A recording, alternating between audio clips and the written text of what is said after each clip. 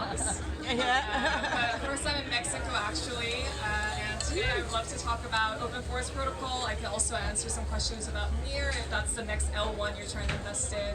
I've been in the ecosystem for about 6 months now, and my little bit of story, because Maren also talked about how she studied philosophy.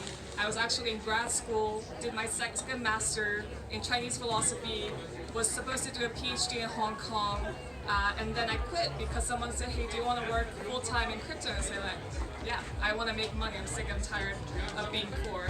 But I'm probably still the poorest person in this room. That happens a lot. Open Forest Protocol is one of the players emerging in this new sector called ReFi. I'm not sure if many of you are familiar with it, but it's an abbreviation of regenerative finance. And you might have heard of KlimaDAO, Two Account Protocol, Regen Network. These are all actors of ReFi. And basically the idea is that crypto and blockchain has matured to a stage where we have DeFi is actually a thing. It's a $1 trillion business. Don't quote me on that. We have NFTs, we have marketplaces, we have artists. NFTs actually have utility, and DAOs are a thing. You see people switching from corporations and cooperatives to a DAO structure. So all of these things show a maturity of the blockchain space where we're able to utilize this infrastructure to mobilize capital into regeneration of the earth. And that's something that we really need today in the age of climate change. So if you know what KlimaDAO is, they're basically like a group of people buying up carbon credits that are already existing, driving the price up, driving up demand for carbon credits, trying to transition into a more post-carbon economy. So that they're working with the demand side, and something like Open Forest Protocol works with the supply side. So we are trying to generate carbon credits, and we say, well, actually we're providing a way better quality product than the current existing carbon credits because we're fully on-chain. The verification happens on-chain, you see all of the data on-chain, it's fully transparent, so you can verify yourself to see if we say we plant a bunch of trees, it's actually those trees, they're growing, they're sequestering carbon, and you are a company, if you want to offset a bunch of carbon emissions, then you buy our product and you know for sure that you won't have to retract it because it's actually a certified product by the blockchain. To talk a little bit about how it actually works, so it's a protocol built on NEAR, scalable, really cheap, super user-friendly because we don't do 0x blah blah blah blah blah, we just do yourname.near, that's your wallet address. So that's kind of the way that we bridge the off-chain and the on-chain.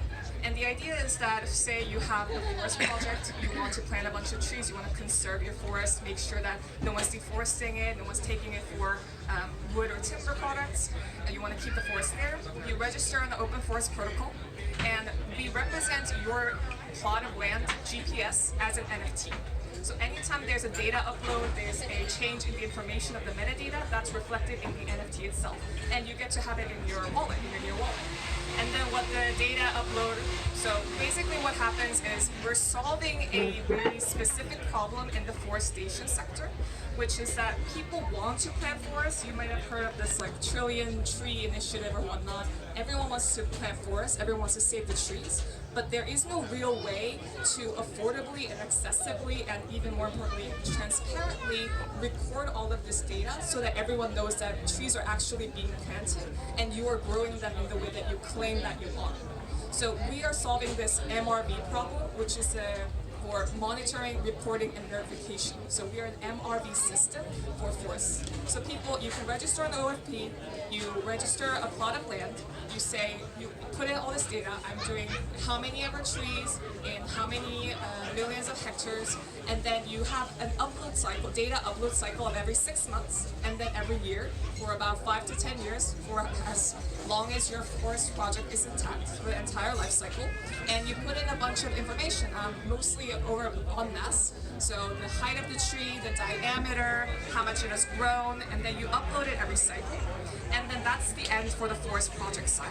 On the on-chain, we have a distributed network of validators. So if you understand how Chainlink or any of these other decentralized oracles, how they work, this is basically a data auditing oracle for forest data.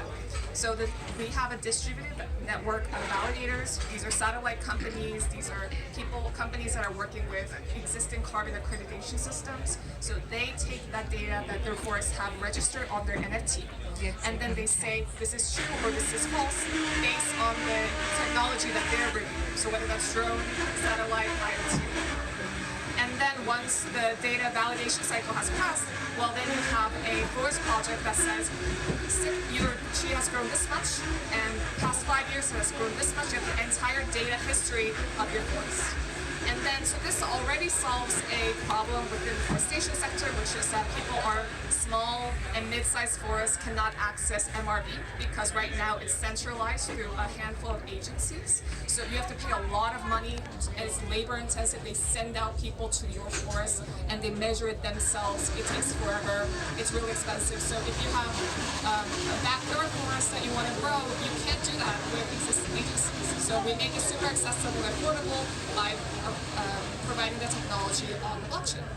And then the dream is later on by using this information to generate on-chain carbon credits. So because we're using an NFT system, you have all the data on-chain, anyone can access it publicly, no one can change it.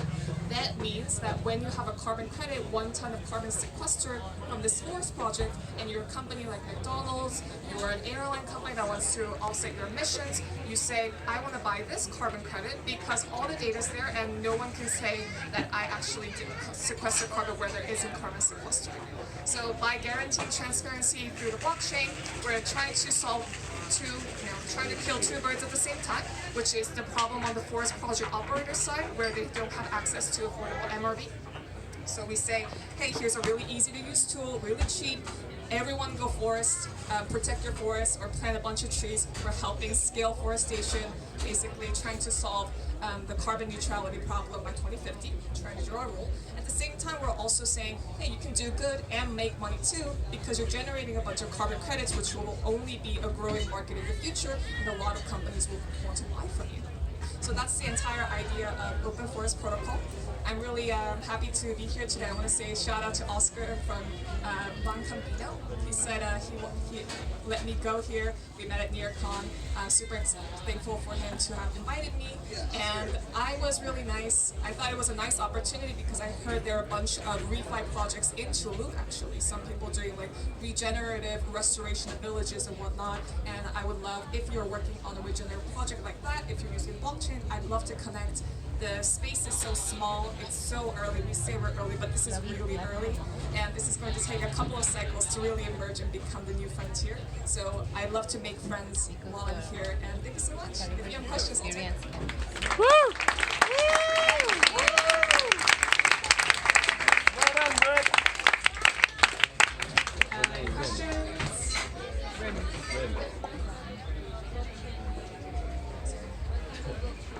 Near protocol, it's an L1 thing.